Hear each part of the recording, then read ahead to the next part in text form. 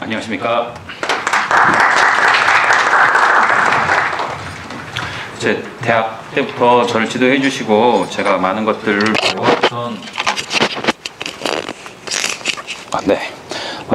배웠던 이 자리에서 제가 발표를 할 수 있게 되어서 되게 감사드리고 영광스럽게 생각합니다. 제가 말씀드리고자 하는 내용은 거의 대부분이 이번에 나오는 사상 체질의학회지에 실려 있기 때문에 자세한 내용은 그쪽을 봐주셔도 되겠고요. 궁금하신 내용이 있으시면 언제든 말씀을 해주시면 제가 답변을 드리도록 하겠습니다. 제가 발표드릴 제목은 사상의학의 심리학적 고찰 지난 30년의 성과들이라는 제목입니다. 그래서 제가 말씀드리는 거를 이제 앞에 발표하셨던 선생님과 굳이 비교를 만약에 해본다면 앞에 선생님께서는 좀 철학적인 측면, 이론적인 측면이었다고 한다면 저는 해부학, 그 다음에 유전학, 생물학의 근거를 가지고 있다라고 봐주시면 되겠고요. 제가 말씀드리는 내용은 100% 숫자로 바꿀 수 있다라는 측면이 가장 큰 차이점이 아닐까 싶습니다. 사상의학에 있어서 성정이 중요한 이유라고 하는 부분은 제가 특별하게 말씀드릴 필요가 없을 것 같습니다. 그래서 제가 연구를 시작했던 가장 큰 이유이면서 진행하는 데 있어서 가장 중심적으로 다뤘던 부분은 성정이라는 부분을 어떻게 해석하든 간에 무엇으로 바라보든 간에 심리학적인 측면을 고려를 해야 될 것이다 라는 첫 번째 측면, 그리고 두 번째 측면은 한의사라는 입장에서 보면 침하고 한약을 쓴다. 그렇다면 생물학적인 부분이 무조건 반영이 되어야 된다. 이제 이 두 부분에서 가장 중요한 핵심이 있다라고 보았습니다. 그래서 사상의학에 있어서 성정이 가장 중요하고 이와 관련해서 1991년 이후에 다양한 검사를 사용한 연구들이 진행되었습니다.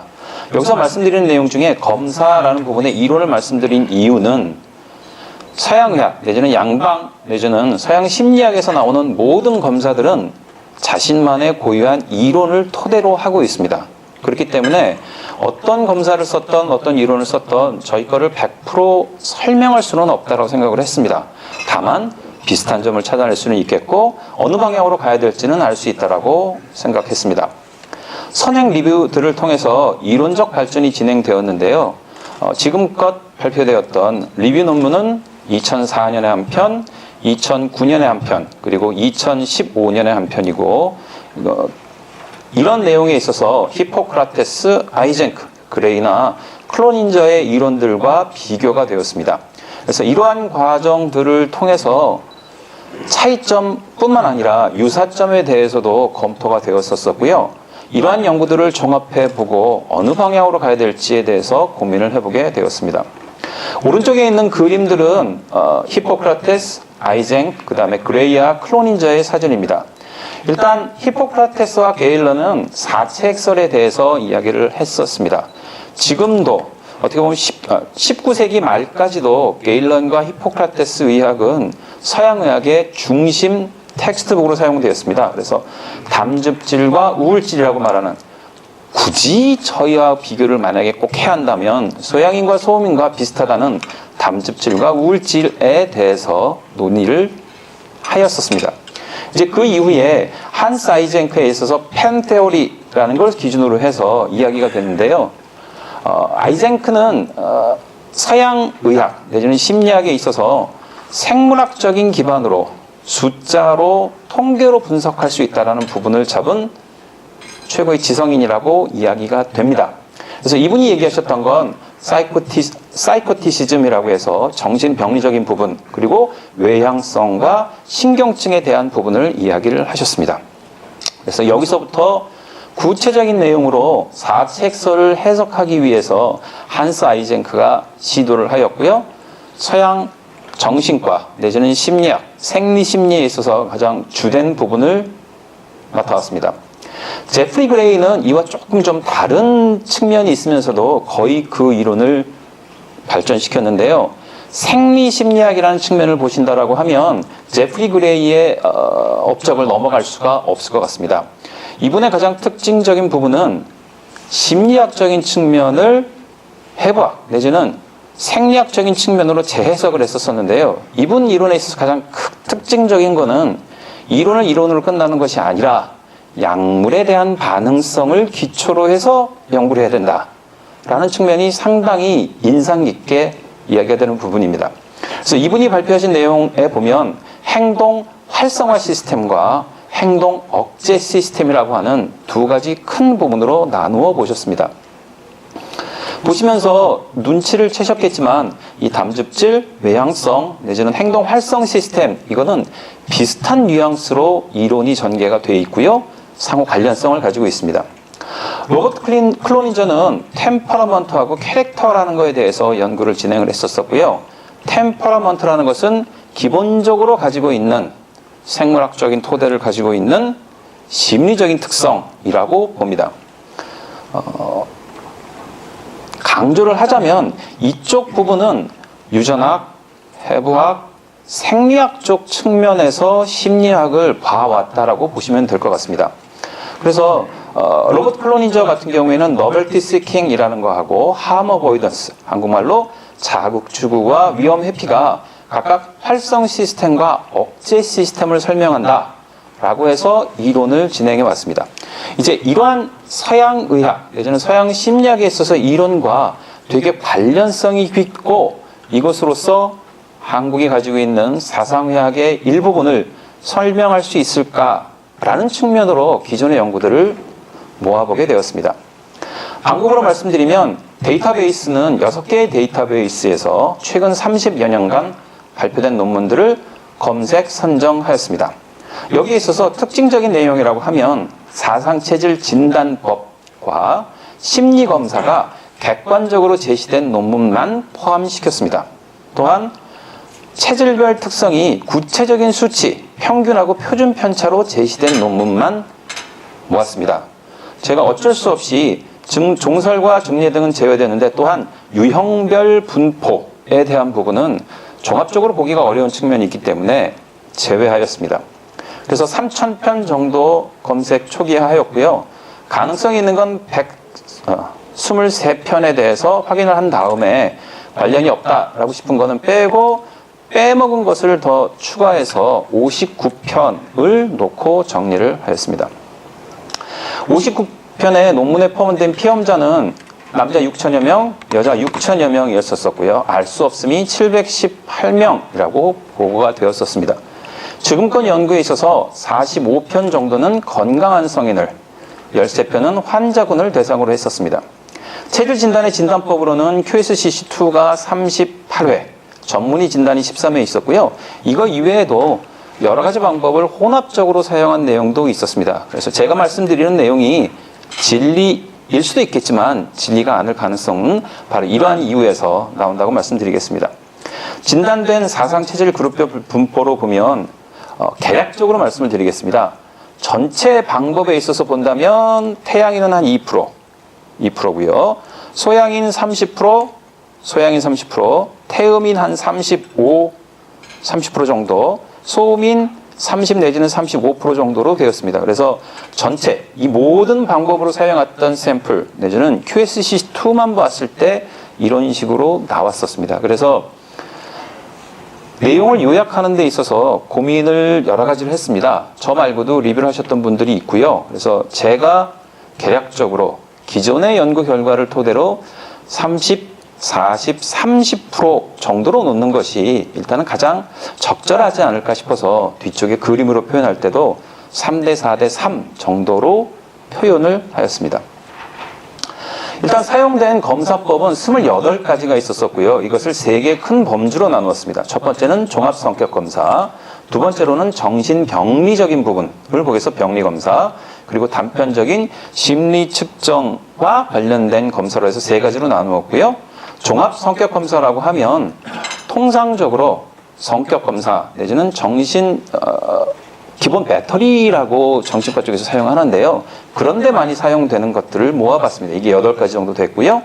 정신병리적인 특성에 대해서는 5개 정도가 있었습니다. 보시면 MMPI는 1991년부터 사용돼서 한 7회 정도 사용이 됐었고, MBTI는 초창기에 되게 많이 사용됐었고 최근 들어서는 급격하게 줄었습니다. 그 이후에 가장 많이 사용된 것은 TCI가 13번 사용되었었습니다. 그리고 SPQ 검사로 해서 2012년 이후에 사용되는 게 한 7회 정도 됩니다. 정신병리 검사는 SCL90R이라고 해서 간이 진단 검사, 파나스, 스테이, BDR, CBCL 등등이 있는데요. 다른 내용들은 그 우울이나 불안이라고 하는 측면을 강조한다면 CBCL이라는 것은 임상적으로 많이 사용되는 청소년 문제 행동에 관련된 부분입니다. 그래서 소아과를 하시는 분들은 항상 관심 있게 보시는 부분들이고요. 단편적인 심리 특성이라고 해서 검사들이 상당히 많습니다. 여기에 개략적으로만 말씀드리는데 15개 정도가 사용이 되었었습니다. 그래서 논의로 해서 결과를 한번 정리를 말씀을 드려본다면요. 30여 년간 발표된 59편의 논문에서 제시된 특성을 보면 종합성격검사, 정신병리검사, 그리고 기타 검사로 나눌 수 있는데 일단 종합성격검사를 본다면 아주 특징적으로 상당히 일관적으로 나타나는 부분이 내향성, 외향성이라는 부분입니다. 이 부분은 기존에 있었던 그레이라든가 아이젠크 이런 분들에 있어서 항상 빠지지 않고 나왔던 가장 중요한 부분이고요. 내향성, 외향성은 사람이 태어난 다음에 100일 정도가 되면 드러나는 아주 기본적인 특성이라고 합니다. 사상의학에 있어서의 소민, 소양인과 함께 한의학에 있어서 음양의 구성 개념, 이론입니다. 심리학적인 이론을 구성 개념이라고 표현하는데 이 구성 개념과 정말로 유사했었습니다. 그래서 기존의 아이젠크, 그레이, 클로닌저 이론과 되게 많이 유사했고요. 이 내용은 2015년에 심리학과 쪽에서 나온 논문 내용입니다. 그래서 소음인에서는 어떤 특성이 있느냐? 음이라고 하는 게 가지고 있는 내성적이며 내부를 지향하고 억제를 하며 회피한다라는 심리적 특성을 가진다고 보았고요. 소양인에 있어서는 어떤 특성이 가장 잘 드러나느냐 하면 양이라고 할 수 있는 외향적이고 외부로 가고 촉진하고 접근한다라는 심리적인 특성으로 보아야 되지 않느냐라는 식으로 심리학계에서 제안을 하였습니다. 그리고 저도 여기에 대해서 상당히 공감하는 바이고요. 그래서 상당히 한 가지 더 흥미로운 내용은 뭐냐면 사상의학에서의 심리적인 특성을 객관적인 분석 가능한 양적 변수로 측정하고 분석하기 위해서는 기존의 범주형 개념으로서는 불가능에 가깝다. 그럼 이걸 해결하기 위한 방법으로는 차원형 개념으로 재해석되어야 된다라고 이야기가 됐습니다. 그리고 이러한 측면은 저도 초창기부터 되게 많이 고민을 했는데요. 범주형 개념이라고 하는 4개로 나누어진다라는 부분은 분석하기가 정말 제가 학생들한테 농담 삼아 말할 때 정말 골 때린 측면이 있기 때문에 연구나 이해에 있어서 너무너무 어렵습니다. 그리고 또한 양방적 분들이나 심리학적 연구를 하시는 분들, 그러니까 저희를 뺀 한 95%의 인구를 설명할 때는 너무나 어려운 개념에 가까웠습니다. 그래서 기존의 연구들을 다 모아봤을 때 사상 성격 검사라는 차원형 구성 개념으로 다시 잡아봤고요. 이에 대해서 클로닌저와 그레이의 구성 개념과 일관된 상관성이 있었었고 QSCC2 전문의 집단과 봤었을 때 죄송합니다. 전문의 진단과 봤었을 때 소음인은 낮고 소양인은 높고 태음인은 중간이 되는 특징적인 부분이 나타났습니다. 그리고 3개월, 1년에 검사 재검사를 했다라고 말씀을 드리는데요. 통상적인 검사는 2주 내지 4주 정도만 해도 믿을 만하다고 봅니다. 근데 여기에 대해서 좀 확인을 해봐야겠다 싶어서 3개월 정도 해봤는데 상당히 높은 일치율을 보였고요. 이번 나오는 체질학 회지 논문에 1년 재검사를 해봤습니다. 그것도 가장 심리적인 변화가 큰 청소년 대상으로 해봤는데 1년 재검사에서도 비슷하게 나왔다라는 얘기는 뭐냐면 다시 말하면 체질이 심리적인 특성뿐만 아니라 생물학적인 특성을 가지고 있고 1년 유지되는 걸 볼 때 장기적으로 더 유지될 수 있다라는 특징을 설명하는 것으로 보았습니다. 그 유아서부터 노인까지 진행됐다고 하는데요. 유아 부분은 아직 발표가 안 되어 있지만 70대 노인분들까지 안정적으로 출생할 수 있는 것은 확인이 되었습니다. 지금 있는 그림은 자료집 내용이 있습니다만 좀 나누어서 설명을 편하게 해보도록 하겠습니다. 소음인이 있고요, 소양인이 있고요, 태음인이 있다라고 놓고 봤을 때 아이젠크가 말했던 신경증 아니면 그레이가 말했던 행동 억제라는 시스템, 그리고 크로니저가 말한 위험 회피라는 것은 소음인 쪽으로 갈수록 높아지고 소양인 쪽으로 갈수록 낮아지는 특징적인 상황이 계속적으로 확인이 되었습니다. 이에 반해서 외향성, 그리고 행동 촉진, 그리고 새로운 것을 쫓아가는 노벨티 시킹이라고 하는 부분에 있어서는 소음인은 낮고 태음인은 중간, 그리고 소양인이 높다는 것이 반복적으로 확인이 되었습니다. 그리고 연령에 상관없이 확인이 되었습니다.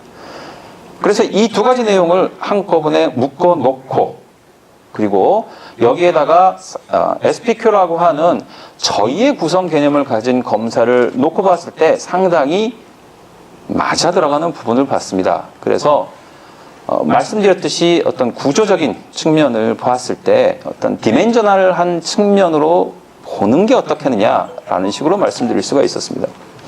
사상성격 검사로 사상 체질별 심리 특성을 분석한 결과 소음인과 소양인에 있어서 이런 식으로 구체적으로 기술할 수 있는 것 같다라고 말씀을 드렸고요.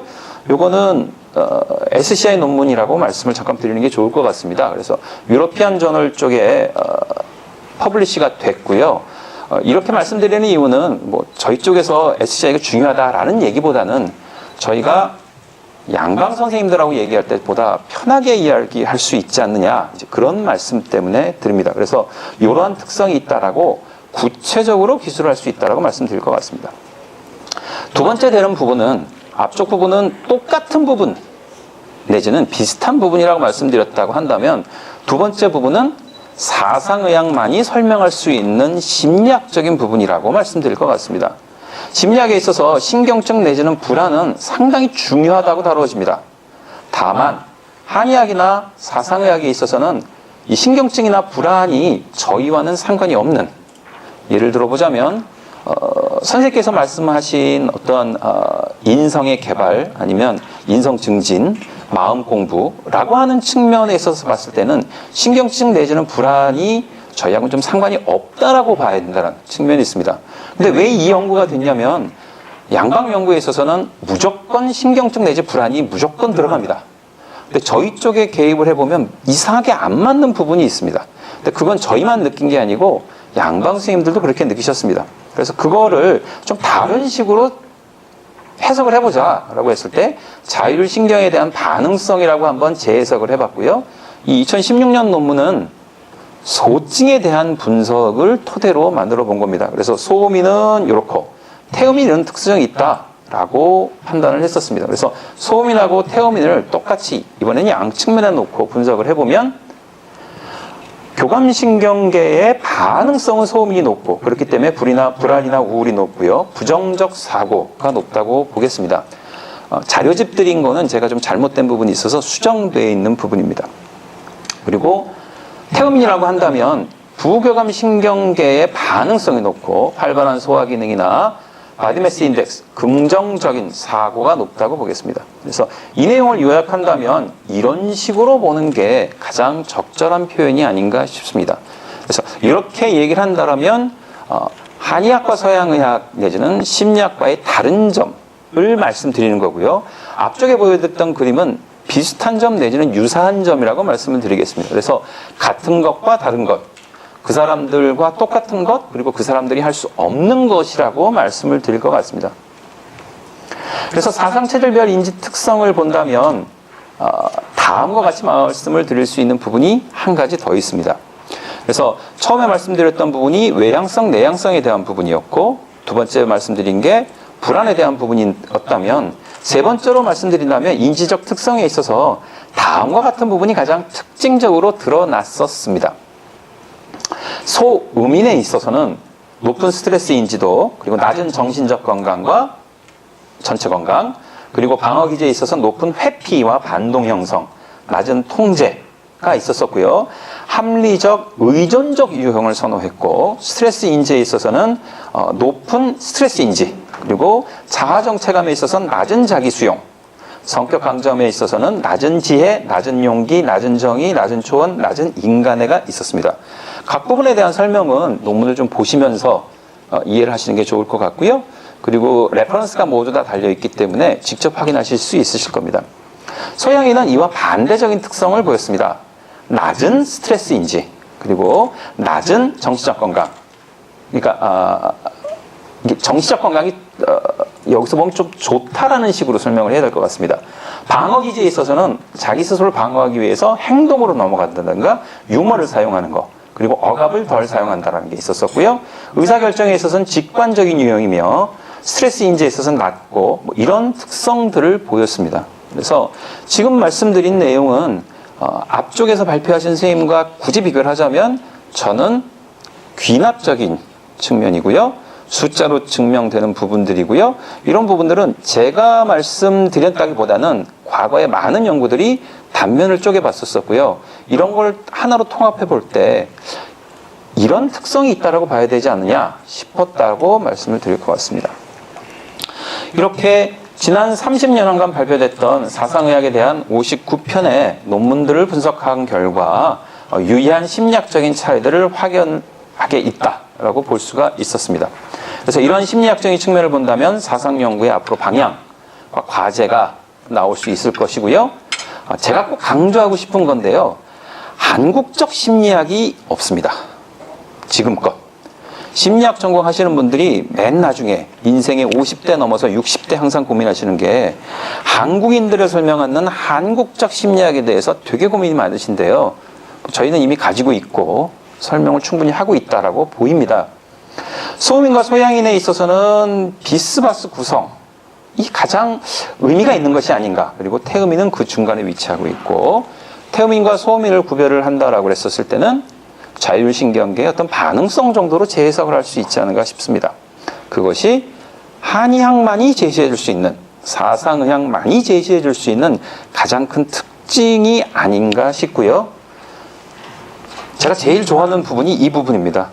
한국인의 정신의학을 가이드를 할 수 있는 부분을 이재만 선생님께서 제안하신 것이 아니실까. 저희가 잘 모르기 때문에 아직 밝히지 못했을 뿐이지 그런 부분들을 저희가 좀 더 밝힌다면 한국적 심리학, 동양적 심리학을 선도할 수 있는 어떤 그런 위치가 되지 않을까 싶고 이걸로 저희들이 뭐 통합의학이라고 했었을 때 양방과 이야기하는 과정에 있어서 좀 더 편안한 위치를 점유하지 않을까 이렇게 기대를 합니다. 감사합니다.